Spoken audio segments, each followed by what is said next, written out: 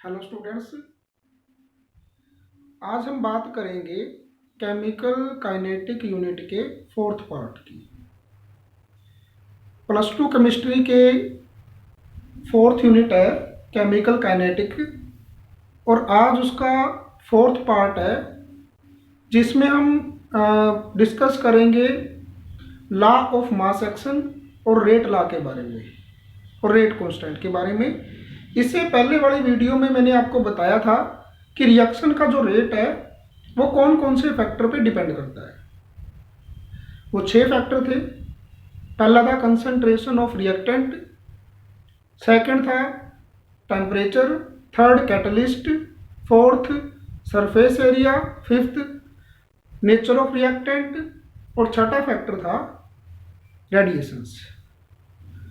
तो इन सभी को हमने अच्छे तरीके से डिटेल में इस यूनिट में स्टडी करना है, इन सभी फैक्टर को, जिनमें से पहला फैक्टर हम ले लेते हैं dependence of rate on concentration of reactant, कि रिएक्शन का रेट रिएक्टेंट की कंसंट्रेशन पे कैसे डिपेंड करता है। देखो, जैसा हमें पता है कि जैसे जैसे रिएक्शन प्रोसीड करती है तो उस रिएक्शन के अंदर रिएक्टेंट की कंसंट्रेशन डिक्रीज होती है और प्रोडक्ट की कंसंट्रेशन इंक्रीज होती है।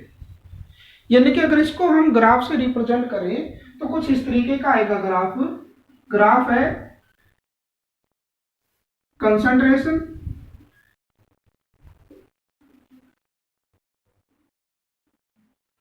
और टाइम के बीच में।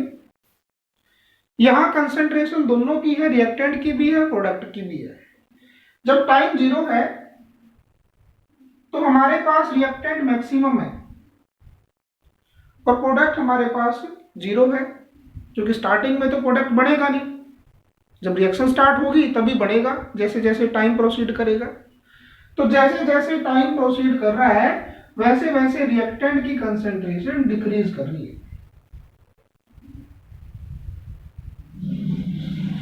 यानी कि ये ग्राफ हो गया रिएक्टेंट का, रिएक्टेंट की कंसंट्रेशन डिक्रीज कर रही है। यानी कि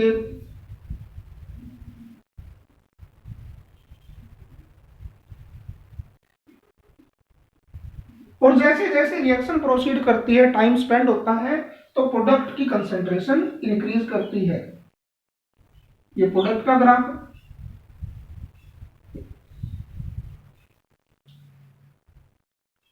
तो ये ग्राफ है कंसंट्रेशन और टाइम के बीच में, कि जैसे जैसे रिएक्शन प्रोसीड करती है वैसे वैसे रिएक्टेंट की कंसंट्रेशन डिक्रीज करेगी और प्रोडक्ट की कंसंट्रेशन इंक्रीज करेगी। एक टाइम आने के बाद रिएक्टेंट बिल्कुल 0 हो जाएगा और प्रोडक्ट जितना मैक्सिमम होना था वो हो जाएगा। यानी कि ये ग्राफ जो है प्रोडक्ट वाला फिर सीधी लाइन में ट्रेवल करने लग जाएगा। तो जो रिएक्शन का रेट है, यानी कि जो रिएक्शन की स्पीड है और रिएक्टेंट की कंसंट्रेशन है, उनके बीच में एक रिलेशन बनाया था। नॉर्वे के 2 केमिस्ट साइंटिस्ट थे, गुलबर्ग और वेज। 1864 में उन्होंने दोनों के बीच में रिएक्शन रेट यानी कि रिएक्शन की स्पीड और रिएक्टेंट की कंसंट्रेशन के बीच में एक रिलेशनशिप बनाया, एक रिलेशनशिप समझाया लोगों को, और उस रिलेशन को नाम दिया उन्होंने लॉ ऑफ मास एक्शन। यानी कि हम इस कंसेप्ट को अच्छे तरीके से पढ़ेंगे according to law of mass action. तो लॉ ऑफ मास एक्शन देखो है क्या, कंसेप्ट है लॉ ऑफ मास एक्शन।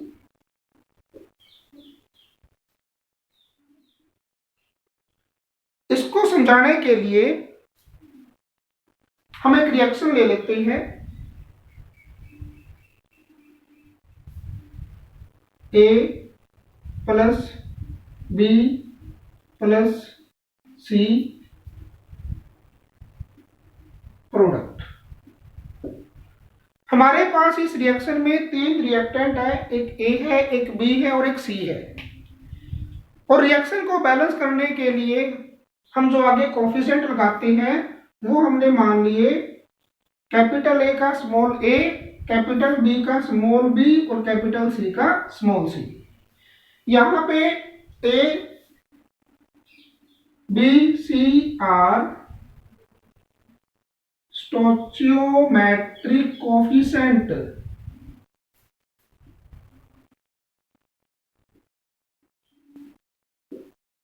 या फिर इन्हें न्यूमेरिकल कोफिशिएंट कहते हैं।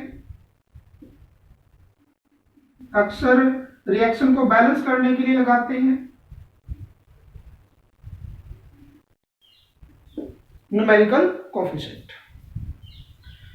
तो देखो लॉ ऑफ मास एक्शन के अकॉर्डिंग इस रिएक्शन का रेट क्या होगा। According to law of mass action,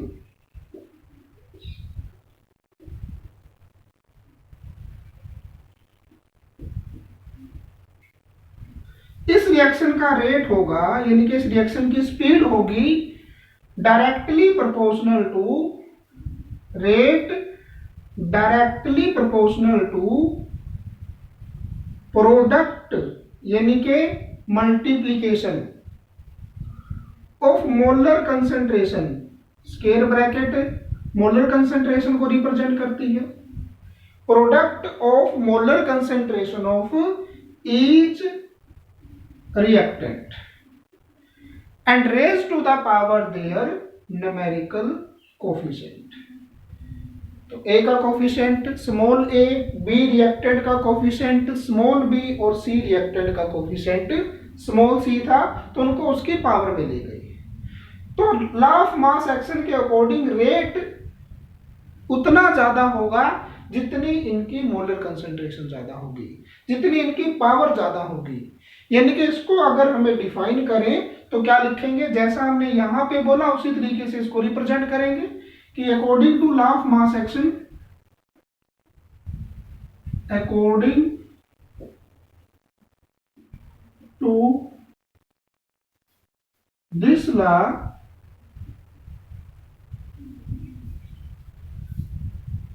rate of chemical reaction is directly proportional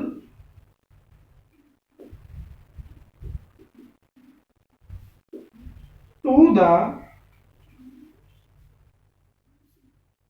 product of molar concentration of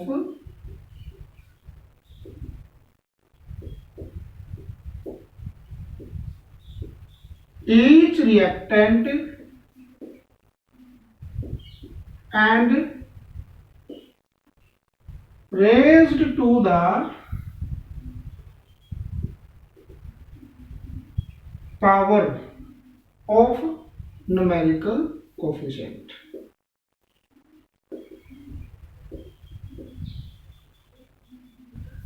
at a constant temperature, temperature हमें कांस्टेंट रखना है। तो यानी कि according to this law the rate of chemical reaction directly proportional to the product of molar concentration of each reactant and raise to the power their numerical coefficient, raise to the power their numerical coefficient.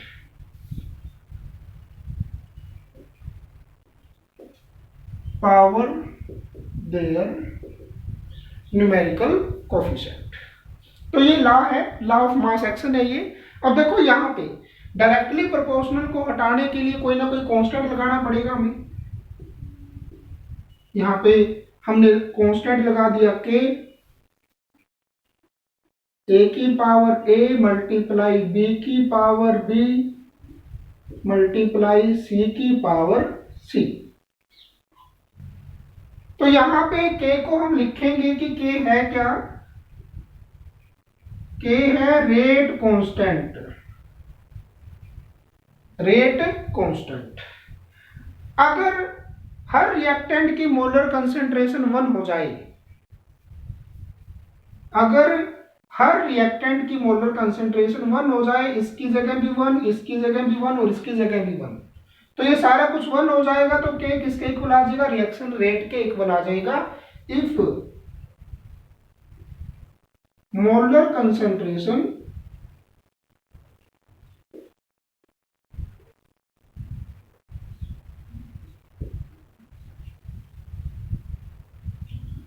of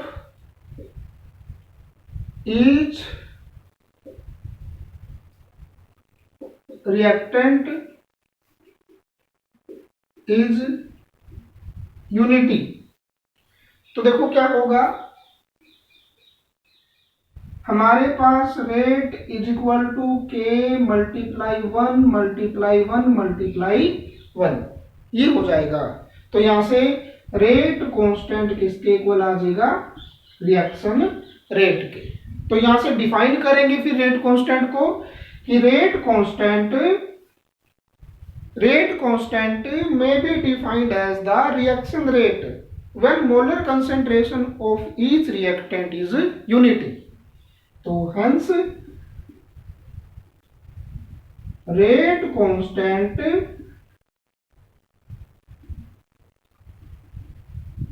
may be defined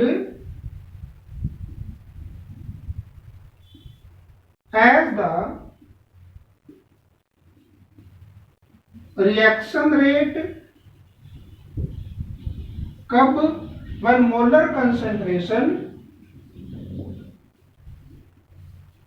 of each reactant is unity। यानी कि जब reaction के अंदर हर एक reactant की molar concentration 1 हो जाएगी, unity हो जाएगी, तब रेट कांस्टेंट किसके इक्वल आ जाएगा, रिएक्शन रेट के इक्वल ही आ जाएगा। तब हम उस रेट कांस्टेंट को रिएक्शन रेट की तरह ही ट्रीट करेंगे। तो रेट कांस्टेंट के कुछ कैरेक्टरिस्टिक भी हैं। देखो क्या कैरेक्टरिस्टिक है, ये एक्सप्रेशन है हमारे पास रेट कांस्टेंट का,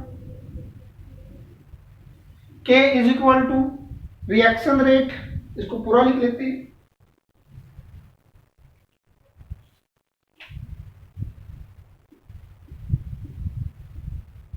रिएक्शन रेट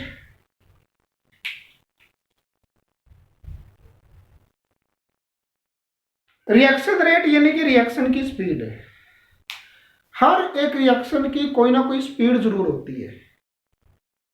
इट मीन्स अगर रिएक्शन की स्पीड होगी यानी कि रिएक्शन का रेट होगा, तो उस रिएक्शन के लिए कोई ना कोई रेट कांस्टेंट भी जरूर होगा। तो ये पहला कैरेक्टरिस्टिक है कि हर एक रिएक्शन के लिए रेट कांस्टेंट की कुछ ना कुछ वैल्यू जरूर होती है। सेकंड, रेट कांस्टेंट की वैल्यू डिपेंड करती है टेम्परेचर पर। क्यों? क्योंकि रिएक्शन रेट यानी कि जो स्पीड है वो टेम्परेचर पे डिपेंड करती है। जैसे जैसे टेम्परेचर बढ़ाएंगे रिएक्शन रेट बढ़ेगा, अगर रिएक्शन रेट बढ़ा तो रेट कांस्टेंट भी बढ़ेगा। तो it means by increase in temperature of A reaction the rate constant of that reaction also increases. Third, कि जो रेट कांस्टेंट की वैल्यू है वो रिएक्टेंट की कंसेंट्रेशन पे डिपेंड नहीं करती। क्यों? क्योंकि रिएक्टेंट की कंसेंट्रेशन तो हमने 1 कर दी, यहाँ पे रिएक्टेंट की कंसेंट्रेशन 1 की है, तभी तो ये रेट कांस्टेंट रिएक्शन रेट के इक्वल आया। यानी कि the value of rate constant does not depend upon concentration of reactant. और रेट कांस्टेंट की यूनिट डिपेंड करती है रिएक्शन के ऑर्डर पे। वो आगे करेंगे हम रिएक्शन का ऑर्डर, हर एक रिएक्शन का अलग अलग ऑर्डर होता है, तो रेट कांस्टेंट की यूनिट भी सभी रिएक्शंस के लिए अलग अलग होती है। रिएक्शन रेट की यूनिट क्या होती है? मोल पर लीटर पर सेकंड। तो रेट कांस्टेंट की भी यूनिट करनी है, वो आगे जाके करेंगे जब ऑर्डर का कंसेप्ट आएगा हमारे पास। तो इस तरीके से हमने रिएक्शन रेट और रेट कांस्टेंट को डिफाइन किया। दोनों में डिफरेंस भी आना चाहिए समझ में। रिएक्शन रेट क्या होता है? Change in molar concentration of reactant या फिर प्रोडक्ट टू द टाइम, कि कितने टाइम में कितनी कंसंट्रेशन रिएक्टेंट या प्रोडक्ट की चेंज होती है। और रेट कांस्टेंट क्या आएगा कि रेट कांस्टेंट रिएक्शन रेट ही होता है, लेकिन कब? जब हर एक रिएक्टेंट की मोलर कंसंट्रेशन 1 हो जाए। सेकंड, रिएक्शन रेट की वैल्यू डिपेंड करती है रिएक्टेंट की कंसंट्रेशन पे, वो भी हमने इसमें किया है। रिएक्शन रेट की वैल्यू डिपेंड करती है कंसंट्रेशन ऑफ रिएक्टेंट पे, जबकि रेट कांस्टेंट की वैल्यू डिपेंड नहीं करती रिएक्टेंट की कंसंट्रेशन पे, क्योंकि यहां पे हमने उसको 1 कर दिया। रिएक्शन रेट की यूनिट होती है मोल पर लीटर पर सेकंड, और जबकि रेट कांस्टेंट की यूनिट के लिए हमें ऑर्डर निकालना पड़ता है रिएक्शन का, तब जाके हमें रेट कांस्टेंट की यूनिट पता लगती है। तो ये तीन डिफरेंस है, मोस्ट इंपॉर्टेंट डिफरेंस है ये रेट कांस्टेंट और रिएक्शन रेट में, जो अच्छे तरीके से आपने करना है। अब देखो आगे कंसेप्ट क्या है कि यहाँ पे क्या था कि एक रिएक्शन लिख रखी थी, ये रिएक्शन लिख रखी थी, और इस रिएक्शन को देख के हमने इस रिएक्शन का रेट लिख दिया। यानी कि ये जो लॉ ऑफ मास एक्शन है ये थ्योरेटिकल कंसेप्ट है, थ्योरेटिकल कंसेप्ट है ये। लेकिन देखा गया कि कई रिएक्शन का रेट एक्सपेरिमेंटली फाइंड आउट किया गया, एक्सपेरिमेंटली निकाला गया, और जो रेट एक्सपेरिमेंटली निकाला गया वो रेट अलग आया जो रेट थ्योरेटिकली निकाला था उससे। थ्योरेटिकली तो ऐसे निकाल लेंगे लॉ ऑफ मास एक्शन से, तो लॉ ऑफ मास एक्शन से जो रिएक्शन का रेट आया वो रेट डिफरेंट था किससे, जो रेट हमने एक्सपेरिमेंट करके निकाला। तो यहां पे रीजन क्या आएगा इस बात का कि लॉ ऑफ मास एक्शन सिर्फ एलिमेंट्री रिएक्शन के लिए ही एलिजिबल है। एलिमेंट्री रिएक्शन यानी कि जो सिंगल स्टेप में कंप्लीट हो जाती है। जहां पे कंसेप्ट आ जाता है कॉम्प्लेक्स रिएक्शन का, कॉम्प्लेक्स मतलब जो रिएक्शन एक से ज्यादा स्टेप लेती है कंप्लीट होने में, तो उन रिएक्शन के लिए law of mass action eligible नहीं होता, वहां काम नहीं करता वो। एक एग्जांपल से समझते हैं इसको।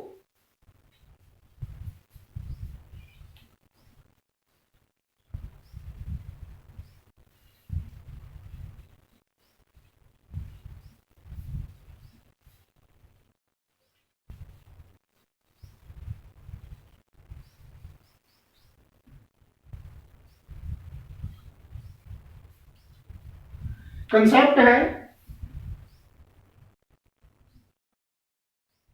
Rate law. एक रिएक्शन थी 2NO2 नाइट्रोजन डाइऑक्साइड है, गैसियस फॉर्म में है, F2 ये भी गैसियस है, तो बना 2NO2F। तो यहां पे जो प्रोडक्ट बना वो भी हमारा गैसियस प्रोडक्ट है। तो इस रिएक्शन के ऊपर इस रिएक्शन का रेट निकालना है। इस रिएक्शन का रेट निकालना गया पहले लॉ ऑफ मास एक्शन से।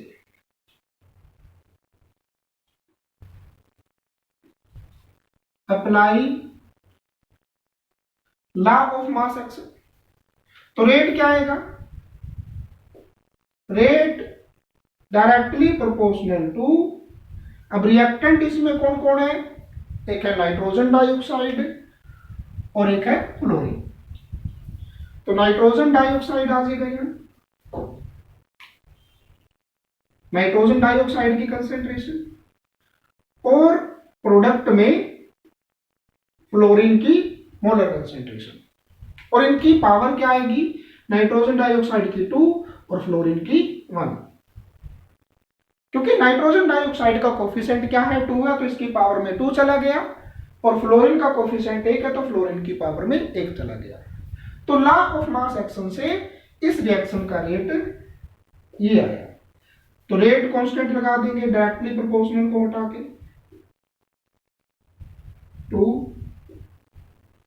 2F2। अब देखो एक्सपेरिमेंटली इस रिएक्शन का रेट निकाला, जो कितना आया, इस रिएक्शन का रेट आया, रेट इज इक्वल टू, मैं सीधा ही लिख रहा हूं, रेट कांस्टेंट, प्रोपोर्शनैलिटी का साइन हटा के सीधा ही मैंने रेट कांस्टेंट लगा दिया, NO2 की पावर 1 F2 की पावर 1। यानी कि जहां पे यहां NO2 की पावर 2 थी तो यहां 1 आएगी। यानी कि देखो रेट की वैल्यू दोनों जगह डिफरेंट आई, यहां पे NO2 की मोलर कंसेंट्रेशन की पावर 2 है और वहां 1 है। अब ऐसा पॉसिबल कैसे हुआ, क्योंकि जो ये रिएक्शन है ये कॉम्प्लेक्स रिएक्शन है, एलिमेंट्री रिएक्शन नहीं है, कॉम्प्लेक्स रिएक्शन है। देखो अगर इस रिएक्शन का मैकेनिज्म देखें हम, मैकेनिज्म देखें तो कैसे प्रोसीड करेगी ये रिएक्शन। दो स्टेप में प्रोसीड करती है। पहले nitrogen dioxide fluorine NO2F plus में F, ये स्टेप है स्लो। दूसरे स्टेप में क्या होगा, NO2F प्लस में NO2F, यानी कि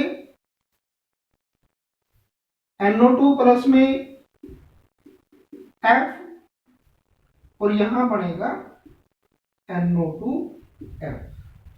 ये स्टेप फास्ट है, फास्ट स्टेप है ये। तो जब ये यूनिट स्टार्ट हुई थी तो मैंने बताया था कि रिएक्शन का जो रेट है वो फास्ट स्टेप से नहीं निकलता, फास्ट स्टेप का रेट डिटरमाइन कर नहीं सकते, स्लो स्टेप से रेट को डिटरमाइन करते हैं।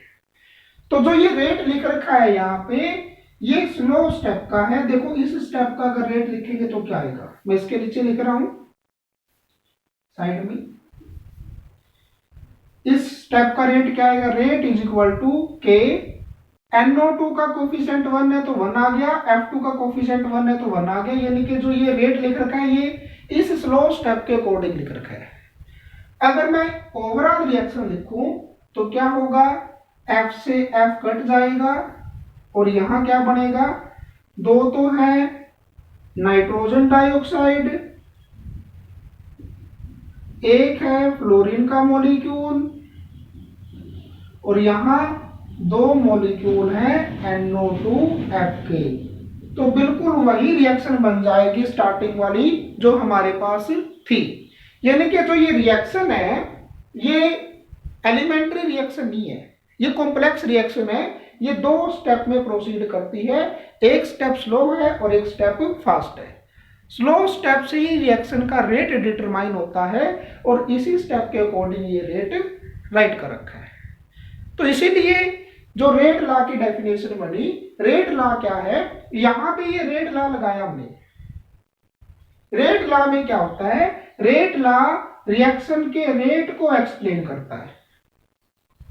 रेट लॉ रिएक्शन के रेट को एक्सप्लेन करता है, किसमें, रिएक्टेंट की मोलर कंसेंट्रेशन में। और ऐसी मोलर कंसेंट्रेशन जो कैसे निकाली गई हो, एक्सपेरिमेंटली। तो यहां से रेट लॉ की डेफिनेशन बनेगी। तो rate law is the expression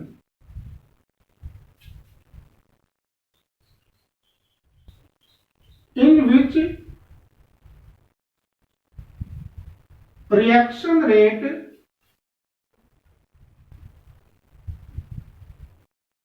described in term of molar concentration of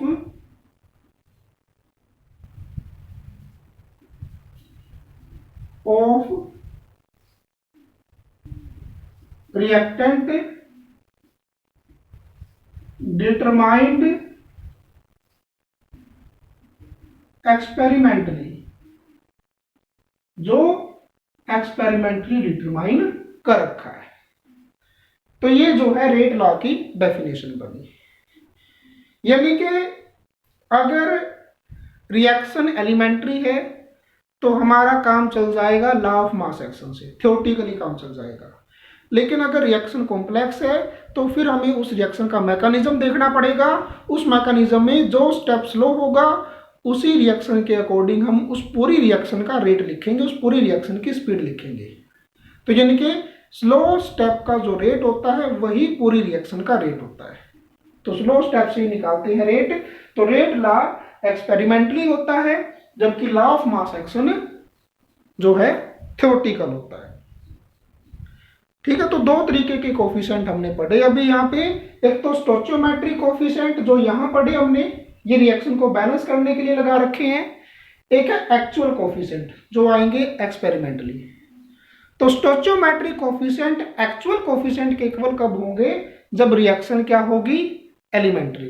तो यहाँ पे भी 2 ही आएगा। अगर रिएक्शन एलिमेंट्री है ना तो यहाँ पे 2 आएगा, यहाँ 1 आएगा। अगर मान लो ये रिएक्शन एलिमेंट्री होती तो ये 2 आता है या यहाँ 1 आता है। यानी कि जो ये स्टोइचोमेट्रिक कोफिशिएंट है यही एक्चुअल कोफिशिएंट होते हैं। लेकिन रिएक्शन कॉम्प्लेक्स है तो जो ये स्टोइचोमेट्रिक कोफिशिएंट है वो उस रिएक्शन के एक्चुअल कोफिशिएंट नहीं है। एक्चुअल कोफिशिएंट आएंगे ये 1 और 1, यानी कि ये वाले 1 और 1 जो एक्सपेरिमेंटली निकाल लेंगे।